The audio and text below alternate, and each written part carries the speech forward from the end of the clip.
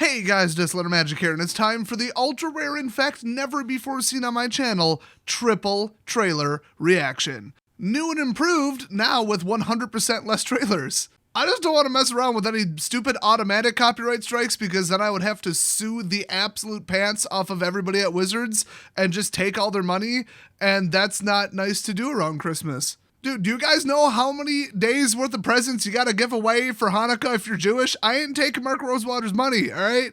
Maybe after January 1st. Yeah, just go watch all the trailers. I've got a link to all three of them on one page in the description. After people remind me that I forgot to put it there. So first, my reaction to the Theros Beyond Death trailer, which, like I said, you should go watch first and then watch this. Feel free to pause this. So, I feel like this would have made a lot more sense if I knew anything about the Theros lore, but I don't. Well, not even like the world, the lore, the setting. I don't know anything about what happened on Theros last time we were there. I was just distracted by, wow, devotion is awesome. I guess like Elspeth died and one of the gods double-crossed her or something, and now she's in the underworld and everybody in the underworld wears a mask, and then they're about to walk into some thing. I assume they like cross the river Styx, and then they're about to like permanently join some kind of weird like necropolis castle thing from Lord of the Rings, and then I guess like there's no going back from there, maybe. And then Elspeth is like, well, better follow the rest of these people, I guess. Even though any logical person would be like, I ain't going in there, bye Felicia. But then, spoiler alert, I guess, because I'm just gonna explain the hell to this, because there's one thing I do know about, and that's the lore around Ashiok. Now, how the hell did she get to the entrance to the underworld? My guess is it's black mana. I ain't gotta explain shit. Planeswalking and stuff. I don't know. Ashiok, aka Windsockhead, aka Ashy Larry. Yeah, I'm gonna play it. Yeah, she shows up and says, Ashy Larry, Marcy Projects, Marcy son, what? And Elspeth thinks that she sees something. She's like, oh, everybody here is wearing masks except there's like some little girl here. What the heck? And the little girl's about to like touch the barrier that, I don't know, beams her up to the Enterprise. Or I mean, that's what looks like is going on. For some reason, she's like, well, I mean, she's dressed different than everybody. Maybe, you know, because and Elspeth's wearing a special mask, so maybe like this is some child planeswalker or something. Which, by the way, really can't happen. But I mean, okay, so she falls for it, and I say falls for it because she's an illusion. Because Ashiok creates illusions. She's like all into illusionary mental magic. So she takes like one of the scariest things that you could possibly think of, or an amalgamation of scary things that I think other people have seen, and tries to scare the living crap out of the most powerful thing she can find. Yes, I know Ashiok is allegedly genderless, and oh my gosh, in Arena was that voiced by a man. Like, that bro right there has a manlier voice than the average man. I mean, oh my gosh, they didn't even try. But anyway, I think Ashiok looks somewhat feminine, so we're going with that.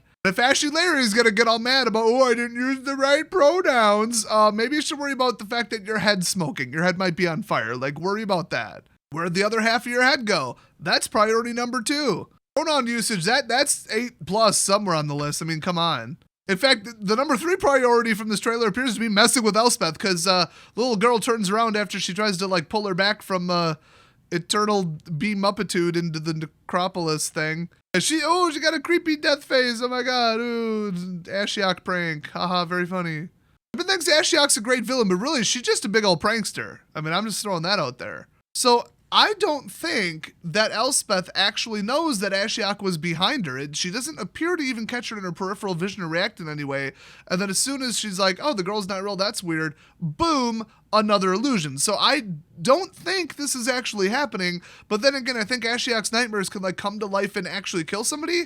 I don't know. I mean, it's not the most solid established lore in the world. But basically, she has a bunch of like creepy undead zombie hands pull her under like water, because now the ground is the surface of water or whatever. And then she's like, oh my gosh, I can't breathe, I'm dying. Which, like, how does that work? Like, she's already dead. I don't get it. Is she going to the sub-basement of the underworld? Maybe it's 2 offsetting negatives and that's how she escapes the underworld. If you die twice, it like offsets. I believe the term I'm looking for is cancels itself out. And then you're living again. But yeah, I mean, at the very end, it almost looks like her spark ignites. Like if she died, she lost her spark, but then somehow dying again or coming close to dying, which we know for a fact can make a spark ignite. I think that's how Gideon's worked. He got like buried under some rubble. Actually, come to think of it, I think that was the dude from Gruul. Actually, yeah, I'm 100% sure of that. But yeah, like having your life threatened can make your spark ignite. So I think her spark ignited, and then it appears that maybe she even planeswalked away. So, whoops, Ashiok accidentally let her escape the underworld by giving her her spark back again.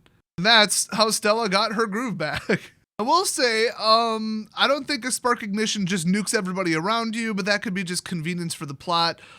She could just have, like, realized that it's an illusion, disbelieved it partially, and then used normal mana usage, but I don't know. I don't remember if in this universe undead things can use mana. I don't think they can unless it's granted to them by a necromancer. I think that's actually one of the rules. You have to be alive to use mana. But then again, inanimate objects and constructs can use mana, so I don't know. Maybe just anybody can tap into it. Who knows? But either way, she either gets mana usage back or realizes that she never lost it, or snaps out of like some kind of I'm dead like mental thing that makes you not think and walk into that city thing. Or nope, she's getting her spark back. So, I mean, interesting premise. We know that the big thing is going to be her versus Ashley Larry. That is like the big conflict. And Ashiok's motivations seem to be kind of cryptic, but basically it's let's find somebody who thinks they're like really powerful or knows they're powerful, or they're especially an arrogant, like, you know, boss type, and let's tear them down by showing them their biggest fears.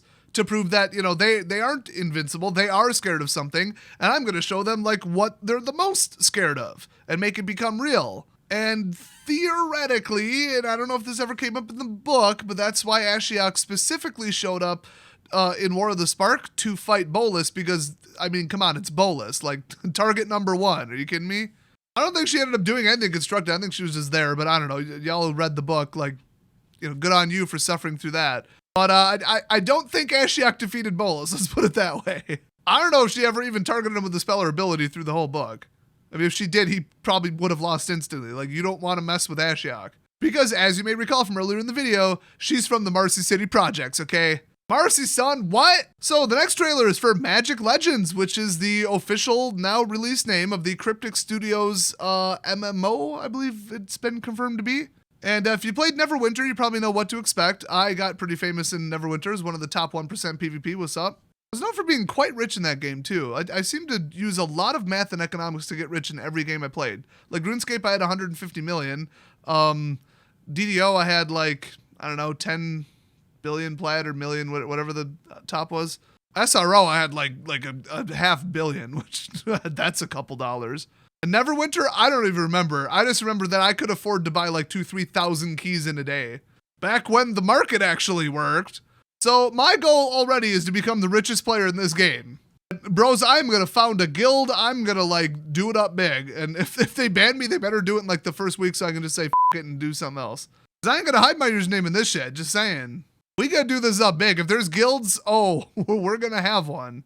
So, I mean, if you want to play just for that, just to be part of the one of the most powerful, obnoxious, crazy, dank meme spewing, shit posting guilds ever, like, you should play just for that. So anyway, they do say Cryptic Studios officially announced Magic Legends, a thrilling action RPG set on the iconic planes of Magic the Gathering. Fans will have the first ever opportunity to immerse themselves in the acclaimed fictional multiverse of Magic the Gathering as a powerful spell-wielding planeswalker of their own creation. I think y'all know I'm aligning white. When Magic Legends makes its worldwide debut in 2020. In fact, if they let you dual color, I'm going to definitely be a blue-white planeswalker. Azorius, bros. That's my favorite color combo from since when I started playing. Marcy City, son. That's how we do it in the Marcy Projects, man. Everybody's white-blue. Gotta control that shit. Dude, if somebody sends me $2,000 right now, I will go to the Marcy City Projects in New York and I will live stream from there. I ain't got shit better to do. For $10,000, I'll hold a Magic tournament at it. F it. Hey, Des, when are you father gonna do a fan meetup at a little mini convention? Marcy Projects, son, let's go. Either that or like a Denny's parking lot. And y'all know since it's a Denny's parking lot and I'm a YouTuber, it would just be some informal MMA thing until the cops break it up. I'm looking at you, bad boy MTG. Let's go. Fisticuffs. Anyway, they claim this shit's coming out in 2020, so that's hot. I'm gonna go watch the trailer because I actually haven't watched it yet. It's marked as a cinematic teaser, so I'm already disappointed because that means it probably doesn't have any kind of gameplay in it. So, besides that being a very tactically unsound way to attack people with spears, because you could, like, your forward momentum could stab an ally, that's the only beef I take with this particular trailer. I mean, it's a bunch of planeswalkers running around, big giant battles, you know, versing, like, cool enemies, giant hordes of enemies. If both of that's in the game, that would be freaking awesome. I mean, it looked like it had like defensive abilities, maybe even defensive style characters. Like you got the tanks, you got the healers, you got the controllers, you got the strikers. That shouldn't have taken me that long. I play D&D. And like every shot was like a planeswalker doing something badass with their magic. I mean, I'm going to run around. I'm going to do badass shit with my magic. That's real. I'll play it. Let's go. So, I mean, I'm into this. I got to say though, just a fair warning, I've seen other games and I've played extensively one game from Perfect World Entertainment or whoever. It's like this shell company and this one Cryptic, and then they're like with that other one, Art Games. Who even knows anymore? So I played some games from this 7-layer lasagna of game studios, and they are very safe, very cookie cutter generic MMOs. We're talking just the most cliche, nothing special, blah, 5 out of 10 vanilla, just whatever. And then they lost almost everybody I heard from Neverwinter. I quit a while ago. Because one, they redid how one stat works, and that's why I quit. And then they redid all the stats completely from the ground up, and that just lost everybody. And honestly, as far as an MMO goes, it was very, very, very don't progress at your own pace. You're progressing at our pace, and you got to log in daily. It was very like free mobile game oriented, and that really pissed everybody off. So bad management, taking no risks, doing nothing new, just a total snooze of a game. And it was still fun. It's still an MMO. They had like raids and stuff. You party up with your friends, you build different characters, whatever, you know, it's an MMO. But like, wow, what a just blah MMO, you know what I mean? But the daily stuff, oh my God, was that tedious and annoying. And then everybody would like get their black ice gear on the same day because it would take 45 days to unlock if you did it every day. And then if you're like traveling, oh, you missed a day. Now you're behind everybody and you're weaker. Oh, and there's PvP. And then it was like kind of pay to win, except not. And I'm not sure if I'm like mad about that or not. Because, like, you could pay to jack up your gear and upgrade it once they released artifacts and stuff, and that was pretty unfair. But then the best stuff in the game you couldn't directly buy. You had to get it through actually playing the game. So they made it pay to win while also limiting it being pay to win. It's like, make up your minds. Jeez. I will say, though, it was pretty cheap to play. But then again, I was one of the absolute richest players in the game. You should have seen my bank. It's ridiculous. But yeah, the monetization was pretty fair. I mean, it wasn't too obnoxious. Character slots, bank slots, like little kind of shortcutty kind of stuff, a lot of cosmetics, you know, whatever. It was like loot box central though, but they were pretty optional. You could just buy the items on the open market, so like, you know, whatever. But yeah, not like, ooh, the best game I've ever played. Oh, what an amazing MMO. There was nothing to keep you playing. It was just kind of tedious and annoying and just nothing special. So I hope they improve on that, but it's theoretically the same people making it. And it's another Wizards property, so I don't know. They might handle it exactly the same. Go super safe, very formulaic, very predictable monetization, and just safe, safe, safe. And none of the other games that they've made recently look very innovative. I mean, I heard good things about the Star Wars one, but it just they just really make games. Very safe, predictable games. So I hope they do something a little bit more exciting or interesting or some cool new hook that we've never seen before in an MMO. Otherwise, it's going to get kind of dull fast and lose people. And they better not make very anti-player, anti-consumer decisions in this one. And hopefully Wizards has nothing, no say whatsoever in how heavily they're going to push the monetization. Otherwise, it'll be a nightmare. The third one, they stuck it on the page, but it has nothing to do with MTG. It's a Dungeons & Dragons thing, but hey. So it's Dungeons & Dragons Dark Alliance. So they say, we announced a brand new third-person action RPG set in the Forgotten Realms, which is awesome, developed by our newly acquired game studio. I don't know how to pronounce this. It's spelled Tuque, which could be pronounced 2K. So it's called Tuque or whatever games. 2K Games? 2K Games, the people who make some of the worst sports games ever and are getting absolutely blown up in 2019 by their fans for making complete shit games. You're phonetically identical to that. So in basically any language based in Latin, that would be pronounced 2K. In fact, the accent would be on the first syllable because there's no accent mark on the E. So it's just 2K Games. What were they thinking? Anyway, their newly acquired game studio, 2K Games, parentheses, probably not the one you're thinking of, I'll just add that, and Wizards of the Coast. Dark Alliance is the labor of love that's about partying up with friends and slashing your way through D&D monsters. I feel like this already sounds like it will not comply with the rules of D&D, and let me just say, Dungeons & Dragons Online, bit of a stretch. Let's just say it had spell points instead of spell slots. Slay together online or on the couch in this 4-player co-op coming on PC and console in fall 2020. So I don't know anything about this, but they got the trailers, so hey.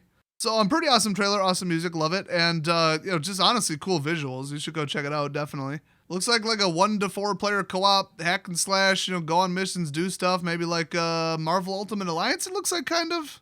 Probably another kind of safe casual game, just like hey, it's a Dungeons and Dragons thing. I could do it with my friends. Cool, Co-op games are fun. They're just plain fun. Like I can barely even name a bad co-op game that came out in the last 3 years. I'm sure there are some, but most of them are good, even if they're kind of mediocre games, just because they have co-op. You can play with your friends. Ta-da. Like Borderlands, come on, that was huge. You got big titles, GTA 5, that's collaborative. I kind of hate relying on other people for anything ever, which is why I don't play League. And it's pretty much why I don't play MechWarrior Online anymore. Or Apex. Really any game where I have to rely on anybody. If I screw the internet, I just want to play single player shit, man. I'm old school. So, I don't know if this game's for me. I might check it out. They don't have any information other than sign up at darkalliance.com to get more news directly, probably via email or social media or whatever. Speaking of signing up, totally glossed over this, you can go to playmagiclegends.com and sign up for the beta right now with your existing ARC account, which I have a very well-established ARC account with lots of hours in Neverwinters, so that should put me ahead, also if they realize who I am. And you're signing up for early access, beta access to test the game. That'll be awesome. So, I'm either getting in or I am going to borrow the account of somebody else who signed up multiple times. Let's just put it that way. That's how that shit works. Welcome to being a YouTuber. Wizards, if you're like, yeah, we don't like this leader, we kind of blacklisted him, so we're going to have him, not do tons of free advertising for this game. We're going to ban him day one. Then I'm just going to hide my name and use a VPN, so I wouldn't recommend it. I'm playing this fucker. So what did you guys think of all the trailers? Are you interested in any of these, none of these, some of these, a little bit of these? Are there any little Easter eggs or things hidden in the Theros Beyond Death trailer? There's really not much in the background, not that much going on compared to War of the Spark, so I don't think there is, but who knows, might have missed something. Leave that down in the comment section below. Thanks for watching, and I'll see you guys next video.